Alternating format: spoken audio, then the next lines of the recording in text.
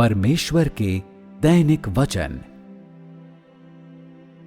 तुम लोगों की खोज में तुम लोगों की बहुत सी व्यक्तिगत अवधारणाएं, आशाएं और भविष्य होते हैं। वर्तमान कार्य तुम लोगों की हैसियत की अभिलाषा और तुम्हारी अनावश्यक अभिलाषाओं से निपटने के लिए है। आशाएं, हैसियत और अवधारणाएं सभी शैतानी स्वभाव के उत्कृष्ट प्रतिनिधित्व हैं। लोगों के हृदयों में ये चीजें विद्यमान हैं। इसका कारण पूरी तरह से ये है कि शैतान का विष हमेशा लोगों के विचारों को दूषित कर रहा है और लोग शैतान के इन प्रलोभनों से पीछा छुड़ाने में हमेशा असमर्थ हैं। वे पाप के बीच में रह रहे हैं मगर इसे पाप होना नहीं मानते हैं और वे अभी भी सोचते हैं, हम परमेश्वर पर विश्वास करते हैं, इसलिए उसे अवश्य हमें आशीष प्रदान करनी चाहिए और हमारे लिए सब कुछ उचित प्रकार से व्यवस्थित करना चाहिए। हम परमेश्वर पर विश्वास करते हैं, इसलिए हमें दूसरों से श्रेष्ठतर अवश्य होना चाहिए और हमारे पास किसी और की तुलना में अधिक हैसियत और अधिक भविष्य अवश्य होना चाहिए। चूंकि हम परमेश्वर पर विश्वास करते हैं, इसलिए उसे हमें असीम आशीषें अवश्य देनी चाहिए, अन्यथा इसे परमेश्वर पर विश्वास नहीं कहा जाएगा। कई सालों से जिन विचारों पर लोगों ने अपने अस्तित्व के लिए भरोसा रखा था, वे उनके हृदयों को इस स्थिति तक दूषित कर रहे हैं कि वे विश्वासघाती, डरपोक और नीच हो गए हैं। न केवल उनमें इच्छा शक्ति और संकल्प का अभाव है, बल्कि वे लालची, अभिमानी और स्वेच्छाचारी भी बन गए हैं। उनमें ऐसे किसी भी संकल्प का सर्वथा अभाव है जो स्वयं को ऊंचा उठाता हो और इससे भी ज्यादा उनमें इन अंधेरे प्रभावों की बाध्यताओं से पीछा छुड़ाने की लेश मात्र भी हिम्मत नहीं है। लोगों के विचार और जीवन इतने सड़े हुए हैं कि परमेश्वर पर विश्वास करने के बारे में उनके दृष्टिकोण अभी भी असहनीय रूप से विभत्स हैं और यहाँ तक कि जब लोग परमेश्वर में विश्वास के बारे में अपने दृष्टिकोण की बात करते हैं तो इसे सुनना मात्र ही असहनीय है। सभी लोग कायर, अक्षम, नीच और दुर्बल हैं। वे अंधेरे की शक्तियों के लिए गुस्सा महसूस नहीं करते हैं और वे प्रकाश और सत्य के लिए प्यार महसूस नहीं करते हैं। इसके बजाय वे उन्हें बाहर निकालने का अपना अधिकतम प्रयास करते हैं। क्या तुम लोगों के वर्तमान विचार और दृष्टिकोण ठीक इसी तरह के नहीं हैं? चूंकि मैं परमेश्वर पर विश्वास करता हूं कि मुझ पर केवल आशीषों की वर्षा होनी चाहिए और ये सुनिश्चित किया जाना चाहिए कि मेरी हैसियत कभी नहीं गिरती है और कि ये अविश्वासियों की तुलना में अधिक रहनी चाहिए। तुम लोग केवल 1 या 2 वर्षों से ही इस तरह के दृष्टिकोण को अपने भीतर प्रश्रय नहीं दे रहे हो। बल्कि कई वर्षों से दे रहे हो। तुम लोगों की लेन देन संबंधी मानसिकता अति विकसित है। यद्यपि आज तुम लोग इस चरण तक पहुंच गए हो, तब भी तुम लोगों ने हैसियत को जाने नहीं दिया है, बल्कि इसके बारे में पूछताछ करने के लिए लगातार संघर्ष करते हो और इस पर रोज ध्यान देते हो, एक गहरे डर के साथ कि एक दिन तुम लोगों की हैसियत खो जाएगी और तुम लोगों का नाम बर्बाद हो जाएगा। लोगों ने सहूलियत की अपनी अभिलाषा की कभी भी उपेक्षा नहीं की है। इसलिए जैसा कि मैं आज जिस तरह तुम्हारा न्याय करता हूं, अंत में तुम लोगों को कितने अंश की समझ होगी। तुम लोग कहोगे कि यद्यपि तुम लोगों की हैसियत ऊंची नहीं है, फिर भी तुम लोगों ने परमेश्वर के उत्कर्ष का आनंद लिया है, क्योंकि तुम लोग अधम पैदा हुए थे। इसलिए तुम लोगों के पास हैसियत नहीं है, लेकिन तुम हैसियत प्राप्त कर लेते हो, क्योंकि परमेश्वर तुम्हारा उत्कर्ष करता है। ये कुछ ऐसा है जो परमेश्वर ने तुम लोगों को प्रदान किया था। आज तुम लोग व्यक्तिगत रूप से परमेश्वर का प्रशिक्षण, उसकी ताड़ना और उसका न्याय प्राप्त करने में सक्षम हो। उससे भी अधिक ये उसका उत्कर्ष है।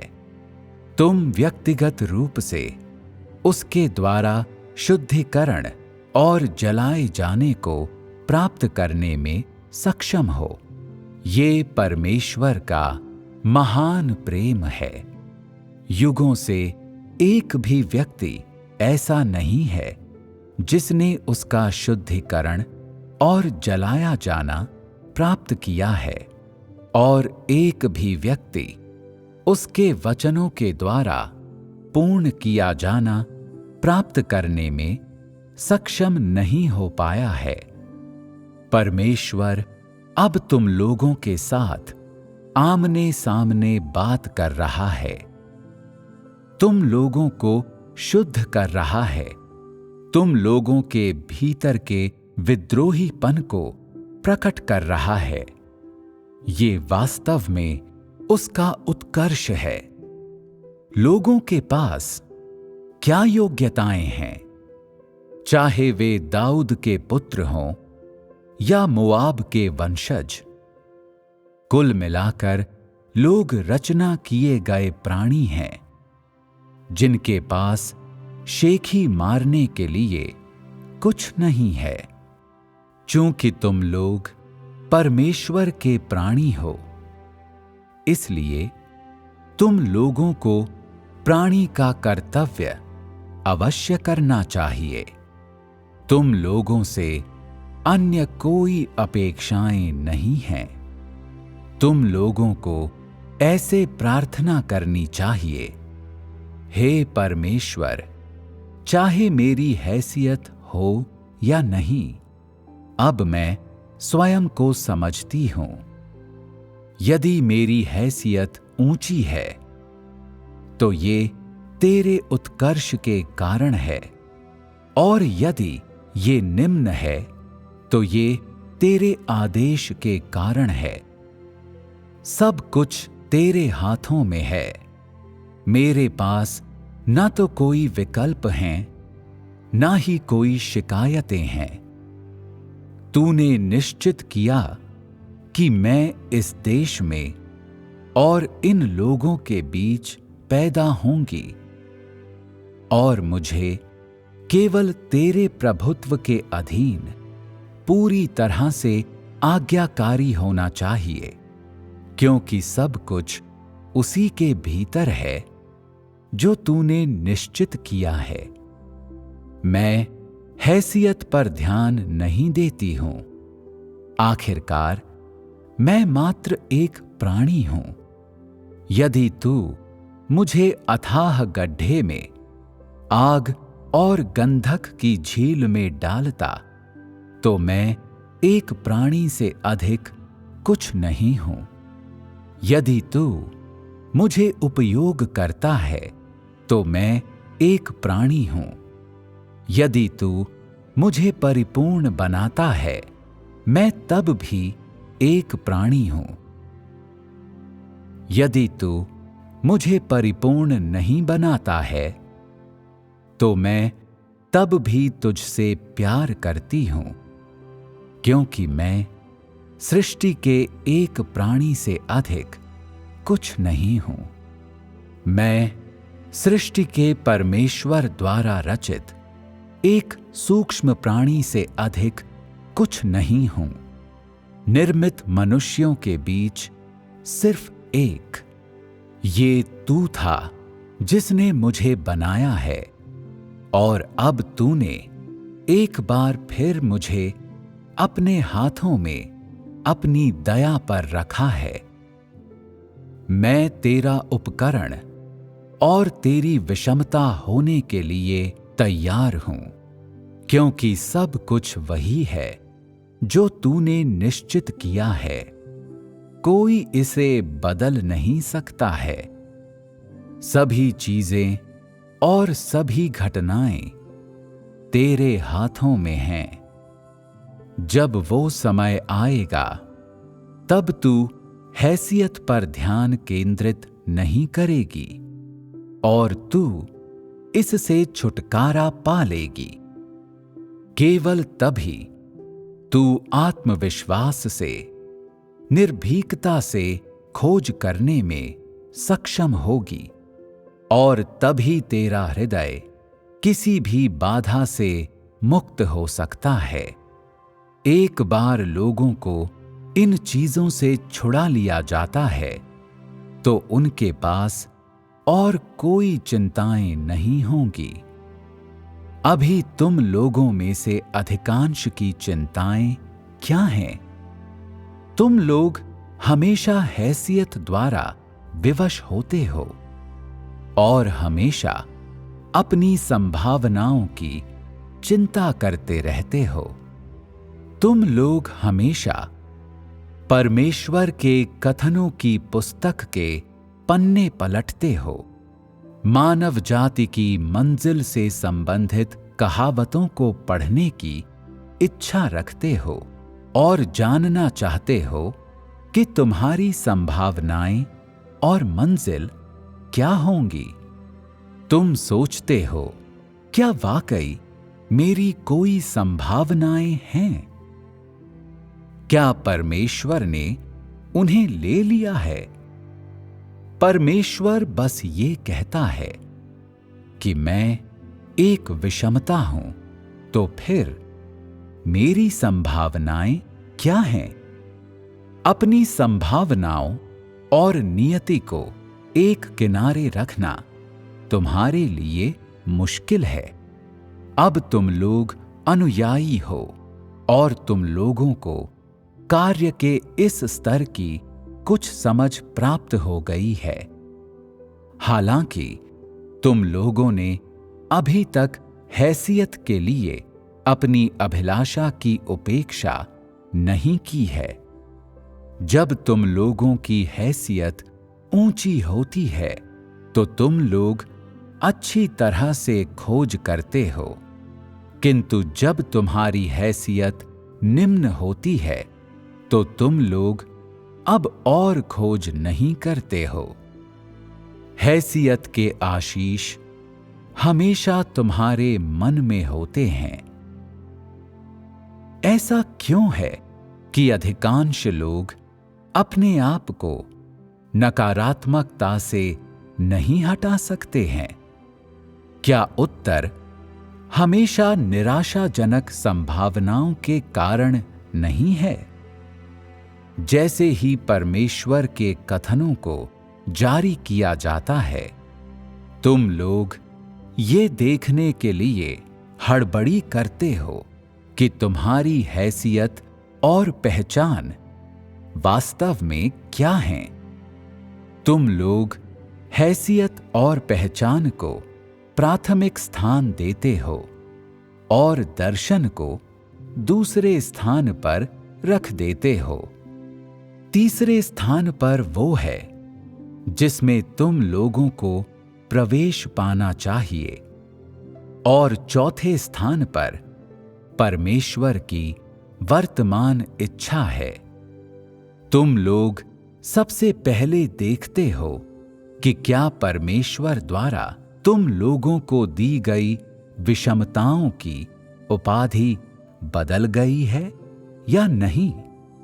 तुम लोग बार बार पढ़ते हो, और जब तुम लोग देखते हो कि विषमता की उपाधि हटा दी गई है, तो तुम लोग खुश हो जाते हो और परमेश्वर का बहुत धन्यवाद करते हो और उसकी महान सामर्थ्य की स्तुति करते हो।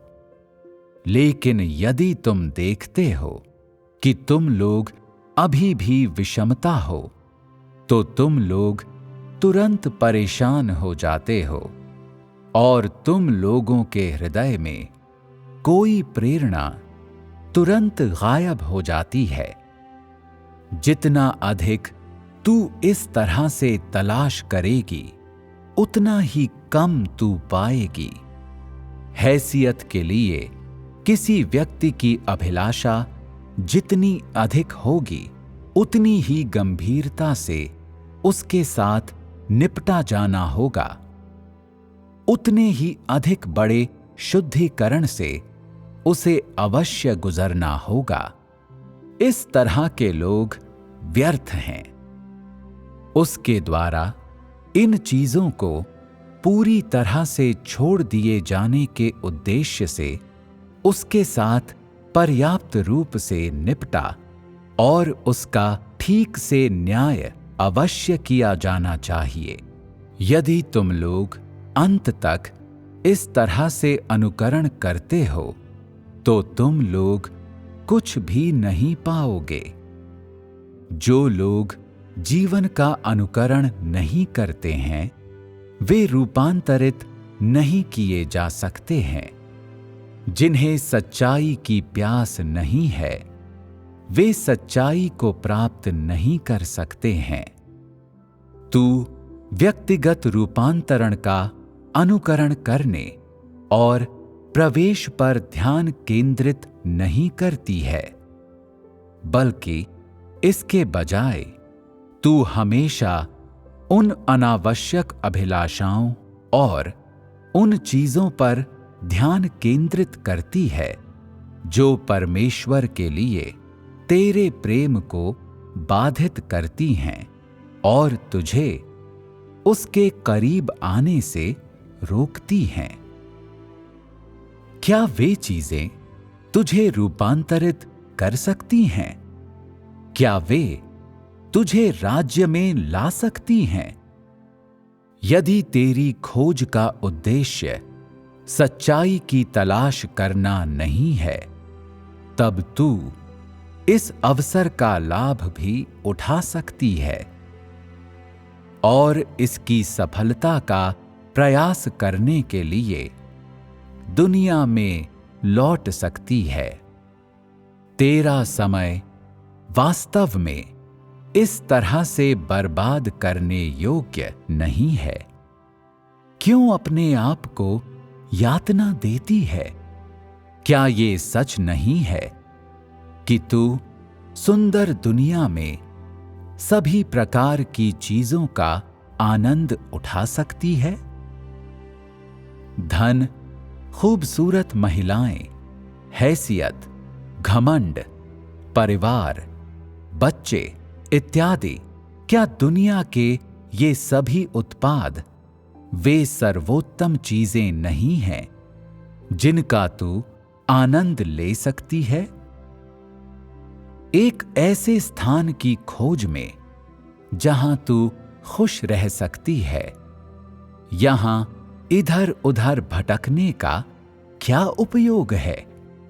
मनुष्य के पुत्र को अपना सिर रखने के लिए कहीं जगह नहीं है, तो तुझे आराम की जगह कैसे मिल सकती है? वो तेरे लिए आराम की एक सुंदर जगह कैसे बना सकता है? क्या ये संभव है?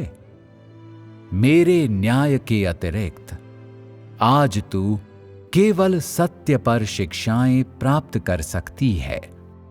तू मुझसे आराम प्राप्त नहीं कर सकती है और तू उस सुखद आशियाने को प्राप्त नहीं कर सकती है जिसके बारे में तू दिन रात सोचती रहती है। मैं तुझे दुनिया की दौलत प्रदान नहीं करूंगा। यदि तू निष्कपटता से अनुसरण करती है तो मैं तुझे संपूर्णता में जीवन का मार्ग देने, तुझे पानी में वापस आई एक मछली की तरह स्वीकार करने के लिए तैयार हूं। यदि तू निष्कटता से अनुसरण नहीं करती है तो मैं ये सब वापस ले लूंगा। मैं अपने मुंह के वचनों को उन्हें देने को तैयार नहीं हूं जो आराम के लालची हैं, जो बिल्कुल सूअरों और कुत्तों जैसे हैं।